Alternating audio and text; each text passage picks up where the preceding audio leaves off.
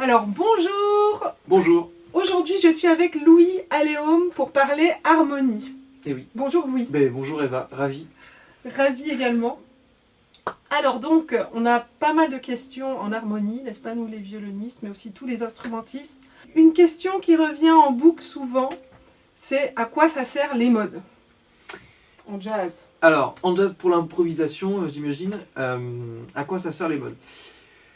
Les modes, ça va être un outil sophistiqué que vont utiliser les jazzmen pour aller chercher des notes qui ne nous sont pas données basiquement par la grille d'accords. C'est-à-dire qu'une grille d'accords normale, vous avez comme information, donc la notation jazz américaine, par exemple si on prend un Do 7, C 7, ce que ça nous donne comme information, ça nous donne l'information sur la tétrade de l'accord, donc c'est-à-dire 4 notes, donc la fondamentale, la tierce, la quinte et la septième. Quand on veut aller chercher des notes un peu plus sophistiquées, faire appel à des sonorités un petit peu plus, épicées, on va aller chercher du côté des autres notes, des extensions d'accords, donc tout ce qui est, si jamais on empile les notes, ça donne 9e, 11e, 13e, si jamais on prend toutes ces notes-là, donc fondamentales, tierces, etc., et qu'on les déroule sous forme de gamme, ces notes que je viens de rajouter, là, les 9e, 11e et 13e, elles correspondent à la seconde, la 4e et la 6e note de la gamme. Et donc c'est ces notes qui ne nous sont pas données par la grille, ces informations-là, qu'on va aller chercher dans les modes.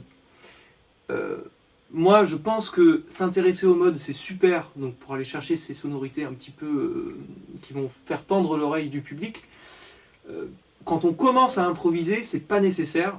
Moi je crois que tu as une pédagogie qui est beaucoup basée sur les arpèges notamment. Ouais. Moi c'est pour commencer l'improvisation et commencer à créer des phrases, c'est vraiment le premier outil, l'outil vraiment de choix des arpèges. Et puis les gammes basiques comme la gamme majeure, les gammes pentatoniques, les gammes blues, ça c'est vraiment... Là j'ai préparé tout un dossier sur un trompettiste des années 20, un des premiers grands solistes qui s'appelle Bix Beiderbecke. Et lui, quand on analyse ses solos, c'est vraiment ça. Beaucoup d'arpèges, beaucoup de pentatoniques, et finalement assez peu de modes sophistiqués. Voilà, parce que sans doute à l'époque, eux, ils ne raisonnaient pas du tout en termes de mode. C'est plutôt vers les années 40, vers les années 50 que ça a commencé à se démocratiser, notamment avec l'avènement du jazz modal, porté par Miles Davis, John Coltrane, Bill Evans. Et la différence vite fait entre jazz tonal et jazz modal. Quand vous êtes dans un contexte tonal, c'est par exemple les standards de jazz qui sont issus des comédies musicales, des films. On prend Autumn Leaves, on prend All of Me. Je sais pas, des standards que tu travailles toi beaucoup avec tes élèves, je sais pas. Là en ce moment on fait What is this thing called love? Cole Porter, I can't voilà. give you anything but love. Ouais, et Après on en trouve. Tout ça c'est dans un contexte tonal, c'est-à-dire qu'on a une tonalité, et à l'intérieur de cette tonalité on a différents degrés qui ont différentes fonctions, et donc à ces différents degrés correspondent des modes. Et quand on est dans un contexte modal, tous ces trucs-là, tout ce qui est en rapport avec la tonalité, on oublie, on n'a plus de cadence, les accords n'ont plus vraiment de fonction, on a vraiment seulement des accords qui ont des couleurs, plus ou moins fournies, et on réfléchit en termes de contraste entre ces couleurs. Par exemple, si on prend le morceau modal emblématique, le standard de jazz modal, So What, c'est vraiment juste deux accords, donc c'est-à-dire le premier accord un Ré mineur 7, un Ré mineur de mode dorien, et le deuxième accord un Mi bémol mineur, juste un demi-ton au-dessus, donc de mode dorien également. Et là c'est vraiment le contraste entre les deux couleurs qui va être en jeu ici pour l'improvisation. Mm-hmm. Alors moi j'ai une question en t'entendant parler, du coup tu parles de modes sophistiqués, alors ça veut dire qu'il y a des modes simples et des modes sophistiqués. Oui. C'est quoi? Tu as des exemples de modes sophistiqués? En fait, moi je raisonne en termes de mode basique et de mode sophistiqué. Qu'est-ce que c'est un mode basique pour un accord? Par exemple, si on prend un morceau tonal, ou une progression, par exemple, la progression 2-5-1, donc les seconds, cinquième et premier degré d'une tonalité. Par exemple, si on est en Do, on prend Ré mineur 7, si je vous le joue comme ça. Ensuite, Sol 7. Difficile à jouer comme ça, à 4 sons en position fermée sur la guitare. Et Do majeur 7. Si je le rejoue avec des renversements. Donc si on prend cette progression-là et qu'on veut improviser dessus, donc bien sûr c'est utile de connaître gamme, arpège, on y reviendra, mais si on veut être un petit peu plus sophistiqué, on peut utiliser des modes. Encore une fois, on a les informations que nous sont données par la grille, c'est seulement les quatre notes des tétrades des accords, et nous les modes ils vont nous être utiles pour aller chercher les extensions d'accords. Donc je rappelle, 9e, 11e, 13e, ça correspond, si on parle en termes de gamme, à la seconde, la 4e et la 6e note, qui ne sont pas du coup comprises dans les accords.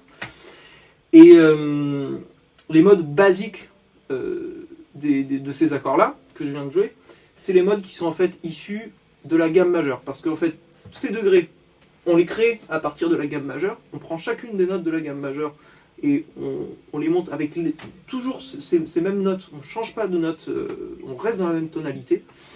Et donc, si on monte la gamme majeure à partir de la deuxième note, ça nous donnera le mode de Ré en l'occurrence. Si on monte la gamme majeure à partir de la cinquième note, ça nous donne le mode de Sol. Peut-être tu peux les jouer, toi, Eva. Ouais. Donc, à partir de la gamme majeure de Do de base. Et si tu montes cette même gamme, ces mêmes notes, mais en partant de Ré, ça nous donne un autre mode, une autre échelle d'intervalle entre la première, la deuxième, la troisième note. Ça change suivant d'où on la prend, cette gamme. Et ça donne le mode de Ré. Et voilà, il a un nom.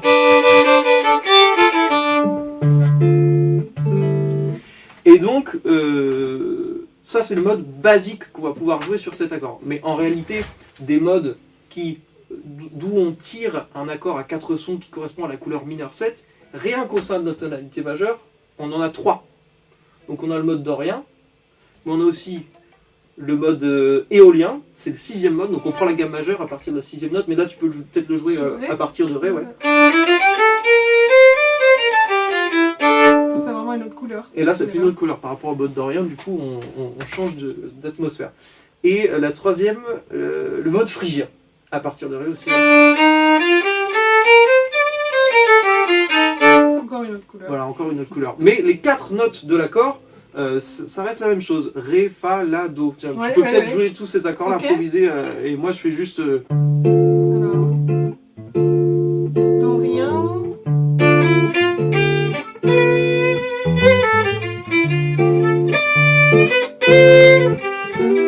Maintenant je vais faire éolien...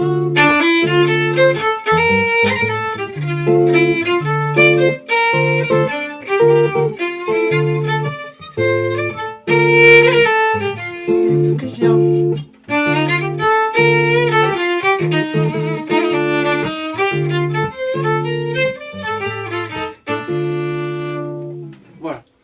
C'est pas évident parce que des fois j'ai envie de jouer d'autres notes, mais il faut se concentrer pour jouer juste un mode. Donc tout ça pour dire que cette information de la tétrade de l'accord, elle est importante, elle peut impliquer plusieurs modes qui partagent cette même particularité, mais la différence entre les modes se trouve sur les notes qui ne sont pas données, qui ne sont pas comprises dans la tétrade.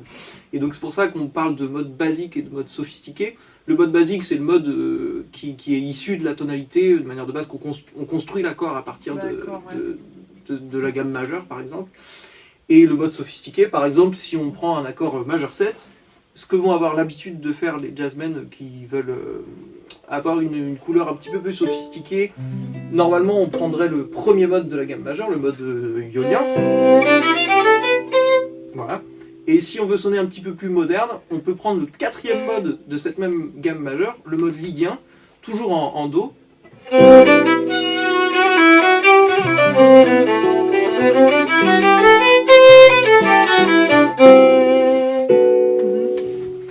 Voilà, avec notamment une note qui change, c'est la carte qui passe de Fa à Fa dièse, et ça change tout, on a tout de suite un autre contexte. C'est clair.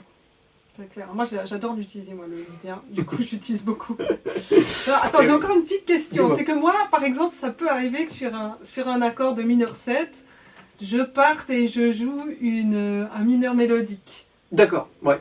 Est-ce que c'est un crime? Non, pas du tout. Bah, rien n'est un crime si ça sonne bien, bien sûr. Oui, c'est ça en fait. C'est juste... Théoriquement, c'est faux. Théoriquement, c'est pas le mode basique, mais voilà, tu utilises un vocabulaire sophistiqué là-dessus, tu fais apparaître des notes qui correspondent par exemple sur un Ré mineur 7, si on le jouait dorien, ce serait Ré, Mi, Fa, Sol, La, Si bécard, Do, Ré, avec un Do bécard. Voilà, alors qu'en mineur mélodique, ce Do il devient dièse.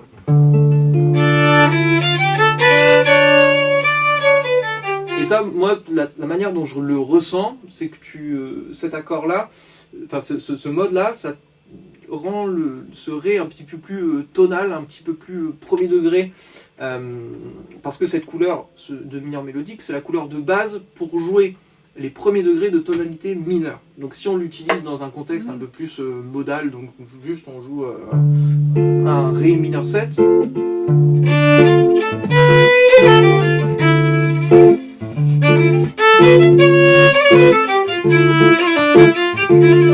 En fait, j'alterne, je vais pas forcément faire. Ouais. Ben là, par exemple, j'ai commencé avec un dorien, Ouais. puis après, tout d'un coup, je me suis dit, ah, tiens, j'ai envie de frotter avec le. Ouais. Ou même tu pourrais faire un truc. Ah oui, oui, par exemple. Ah oui, oui. Ouais, on a une espèce de sensation de Ré mineur, La 7, Ré mineur. C'est tout ce que peut impliquer ce genre de réharmonisation. Mais c'est bien de le faire en conscience. D'accord. Ah, c'est un grand domaine, hein, l'harmonie. Oui. Voilà, ben, c'est bien parce que du coup, Louis est là pour m'aider, parce que moi, parfois, évidemment, j'ai étudié toutes ces choses-là, mais après, je me suis pas concentrée là-dessus à fond comme lui. Ouais. Du coup, lui, il a fait carrément une méthode vraiment pour aborder l'harmonie jazz. Un cours complet de ça, c'est plus super. de 4 heures de contenu. Ouais, Du coup, je l'ai aussi, j'ai commencé à l'étudier. En fait, j'ai commencé, bon, après, c'est des choses que je connais, mais j'aime bien la formulation. On passe pas par du blabla où on comprend rien. Enfin, moi, c'est ça que j'aimais aussi. Il a fait le CMDL aussi, l'école de Didier Locout. Donc, on a eu les mêmes professeurs. On a le même bagage. Et c'est vrai que moi, j'ai aimé là-bas ce truc où il y avait toujours un sens à toute phrase théorique, c'est-à-dire un contenu théorique, on le mettait dans le contexte, ce qui n'était pas forcément le cas avant de ce que j'avais eu comme formation avant. Et du coup, ça m'a vachement aidé.